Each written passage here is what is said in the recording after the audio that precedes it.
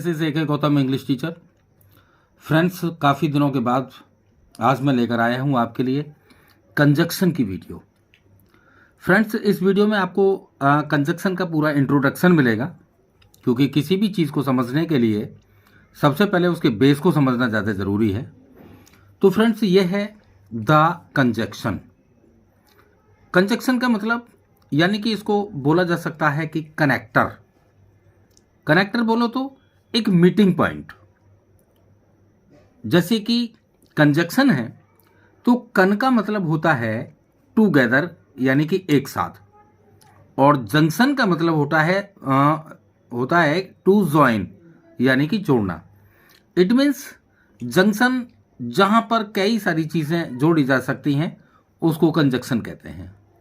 तो फ्रेंड्स, ये कंजक्शन दो शब्दों से मिलकर बना है। इसकी डेफिनेशन की बात करें तो अ कंजक्शन और a connector is a word that joins two words, phrases, clauses और सेंटेंसेस। यानी कि कंजक्शन को हिंदी में संयोजक बोलते हैं। यानी कि संयोजक वह शब्द है जो दो शब्दों को, दो वाक्यांशों को या दो उपवाक्यों को या फिर दो वाक्यों को जोड़ता है। जैसे कि फ्रेंड्स, अब हमने इसमें जैसे बताया है कि दो वर्ड्स को जोड़ता है, दो फ्रेजेस को या फिर दो क्लॉजेस को या फिर दो सेंटेंसेस को। आई थिंक फ्रेंड्स, वर्ड्स के बारे में या सेंटेंसेस के बारे में अधिकांशतः लोग जानते हैं, परंतु फिर भी मैं इसको एक्सपेंडेड करते हुए यानी कि आपको समझाना चाहता हूं कि वर्ड्स क्या चीज़ है। यानी कि वर्ड्स का मतलब होता है फ्रेंड्स कि a group of letters which has complete sense is called word. यानी कि अक्षरों का वो समूह जिसका एक कंप्लीट सेंस निकलता हो शब्द कहलाता है। अब फ्रेंड्स, आती है बारी फ्रेजेस की। ये फ्रेज क्या है? फ्रेज होता है फ्रेंड्स कि a group of words which has no meaningful sense is called phrase. जैसे कि इसमें फ्रेंड्स यदि बात करें इसकी तो ना कोई इसमें सब्जेक्ट होता है, ना ही कोई वर्ब होती है। यानी कि no subject no verb. For example, जैसे कि एट होम या फिर एट ऑफिस या इन द ऑफिस भी बोल सकते हैं, एटसेट्रा। ये सब चीज़ें होती हैं यानी कि वाक्यांश। कुछ यानी कि शब्द में होते हैं, ना कोई सब्जेक्ट होता है ना कोई वर्ब होता है। अब फ्रेंड्स, आता है क्लॉजेज। क्लॉज क्या है? यानी कि a clause is a combination of words. यानी कि क्लॉज एक शब्दों का कॉम्बिनेशन है that makes up a sentence, यानी कि जो एक वाक्य बनाता है। और इसके साथ साथ it consists of a subject and a predicate. कहने का मतलब यानी कि it can also be said that कि a clause should have a subject and a verb. कहने का मतलब यह है फ्रेंड्स कि एक क्लॉज में यानी कि सब्जेक्ट भी होता है और एक वर्ब भी होती है।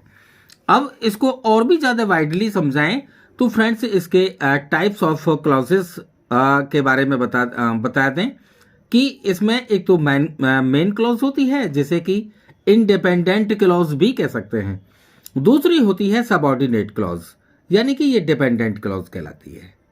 तो इसके साथ साथ ये फ्रेंड्स, यहाँ पर मैंने केवल जो ये बताया है कि कंजक्शन दो शब्दों या फिर वाक्यांशों या फिर उपवाक्यों या फिर वाक्यों को जोड़ता है, तो इनके बारे में केवल मैं शॉर्टली बता रहा हूं कि वर्ड्स, फ्रेजेस या क्लॉजेस क्या होते हैं।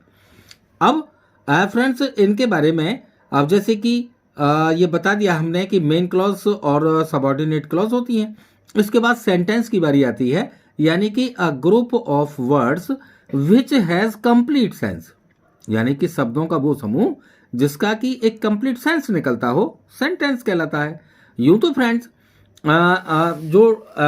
इसके टाइप की यदि हम बात करें तो there are five types of sentences. 5 प्रकार के होते हैं, परंतु यहाँ कोई मैं फ्रेंड्स सेंटेंसेस के प्रकार नहीं बताने जा रहा हूँ। मैं बताना चाहता हूँ कि कंजक्शन में होता क्या क्या है। तो इसके लिए फ्रेंड्स, यहाँ पर मैंने शॉर्टली बता दिया है आपको कि यानी कि सेंटेंसेस 5 प्रकार के होते हैं। अब हम इस चीज को देखेंगे कि ये वर्ड्स, फ्रेजेस या क्लॉजेस या फिर सेंटेंसेस को कैसे जोड़ता है। इसके लिए एग्जांपल देखें फ्रेंड्स। एग्जांपल है इसके, जैसे कि पहला है कि हरी एंड सोहन केम हेयर, यानी कि हरी और सोहन यहां पर आए थे। हरी भी एक शब्द है, सोहन भी एक शब्द है।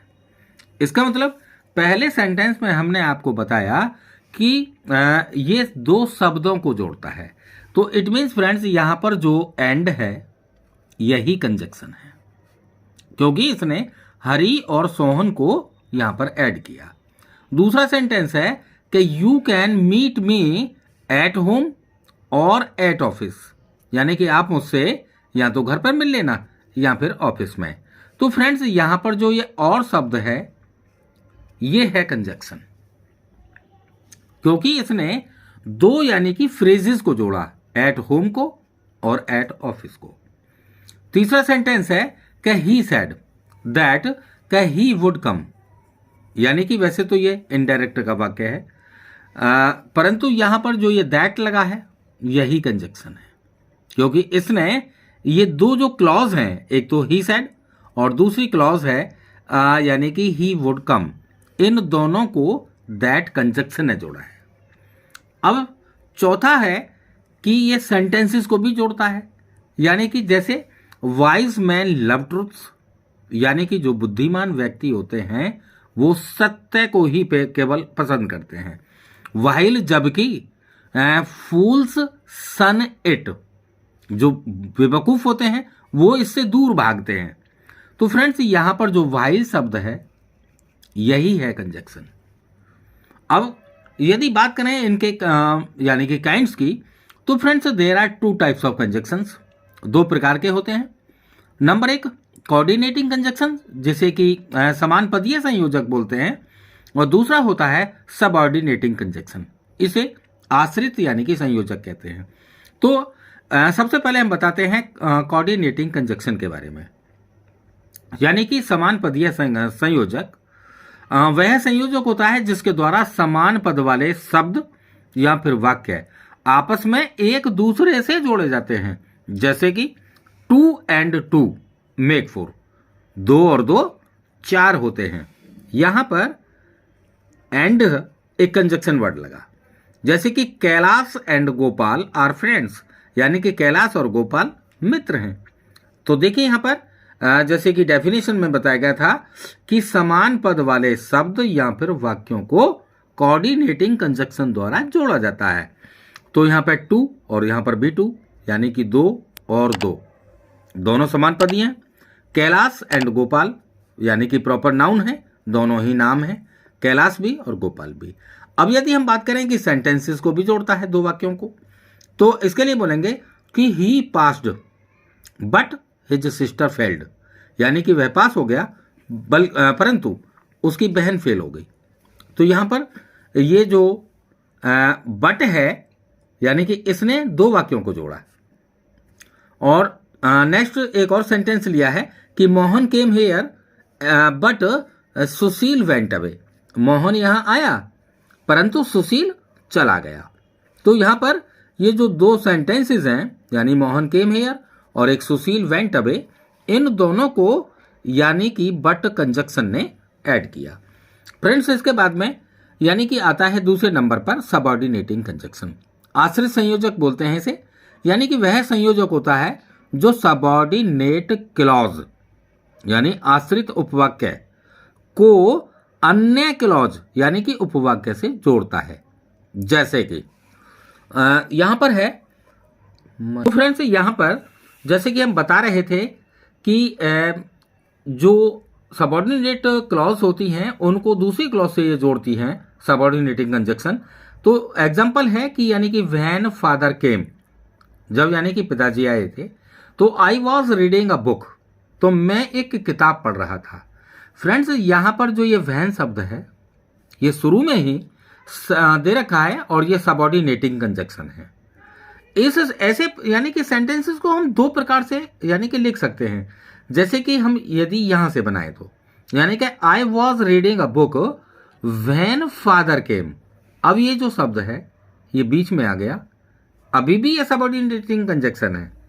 जैसे कि इफ यू वर्क हार्ड तो यू विल पास, यानी कि यदि तुम कठिन परिश्रम करोगे तो तुम पास हो जाओगे।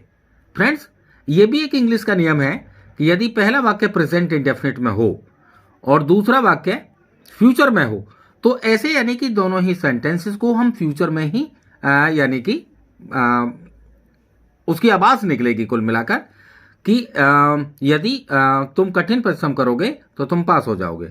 इसको भी हम दो प्रकार से लिख सकते हैं कि यू विल पास इफ, यानी कि यू वर्क हार्ड। तो यहां पर जो इफ आया है यही है सबऑर्डिनेटिंग कंजक्शन। तो फ्रेंड्स, कुछ सबऑर्डिनेट कंजक्शन मैंने यहां पर लिख दिए हैं, यानी कि मुख्य रूप से सबऑर्डिनेटिंग कंजक्शन निम्नलिखित हैं, जैसे कि after, before, because, as, if, when, how, where, although, though, lest, that, since, yet, till, until, unless, then, etcetera. तो फ्रेंड्स, ये सभी के सभी यानी कि सबऑर्डिनेटिंग कंजक्शन हैं। तो ये जो यानी कि सबऑर्डिनेटिंग कंजक्शंस हैं फ्रेंड्स, इनके बारे में और ये जो कोऑर्डिनेटिंग कंजक्शंस हैं इनके बारे में मोस्टली देखिए आपको मैं बता दूं कि एग्जाम में ज़्यादातर सबऑर्डिनेटिंग कंजक्शंस ही आते हैं और ये बहुत ज़्यादा इंपॉर्टेंट हैं फ्रेंड्स। इनके ये इस यानी कि पार्ट 1 में मैंने आपको बताया है इसका इंट्रोडक्शन यानी कि कंजक्शन का। तो फ्रेंड्स, इसके यानी कि यूजेस कैसे हैं ये आप यानी कि देखेंगे मेरी नेक्स्ट वीडियो पार्ट 2 में। Thank you for watching my video.